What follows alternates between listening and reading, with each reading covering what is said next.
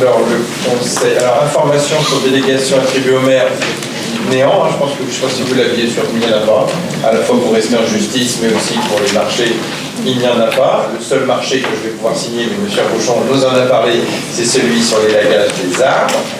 Et puis, information relative à Nantes Métropole, directement en lien avec notre commune. Alors, moi j'aime bien les choses qui ont toujours un petit peu de profondeur historique. Notre premier lotissement à Boueil, c'est le lotissement de la CNG.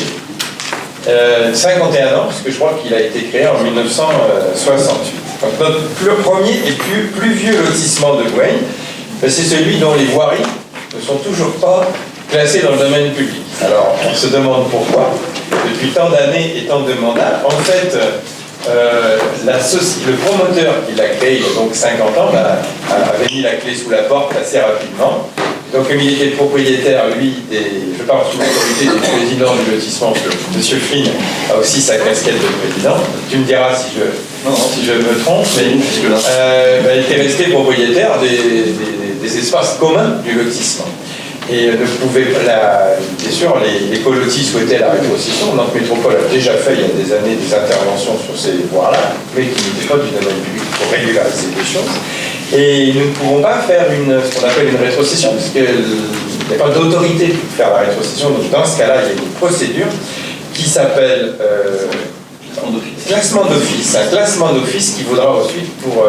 non, transfert, excusez-moi. Le mot exact, c'est transfert d'office qui vaudra pour classement ensuite ultérieurement. Donc ça va concerner des voies précises que je vous ai rapportées. La délibération de la métropole, c'était au bureau là, du 29 novembre. Ça concerne la rue de la Châtaigneraie, la rue de la Quintefeuille et la place des Chaumes à Boueil. Vont être transférés dans le domaine public métropolitain après 51 ans. Donc, vous voyez que faut toujours garder l'espoir. Ceux qui ont besoin de demander la rétrocession dans leur lotissement, il ne faut pas perdre espoir. Mais ça va nécessiter, puisqu'on est sur un bien où il n'y a pas de propriétaire aujourd'hui, une enquête publique.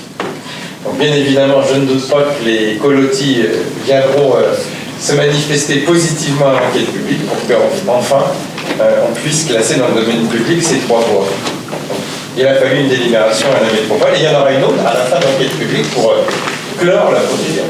Ça n'était pas la SL qui avait la... Non, ça n'avait pas été donné par le promoteur qui s'appelait Chaumière de France. Et Chaumière de France était resté propriétaire sur le papier, mais avait disparu, avait été liquidé sur le plan juridique. Et donc, il y avait une difficulté. Voilà. Il a fallu trouver la façon de la lever.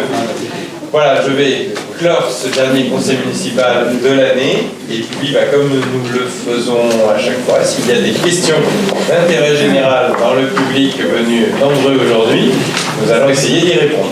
Oui ? Bonsoir, excusez-moi,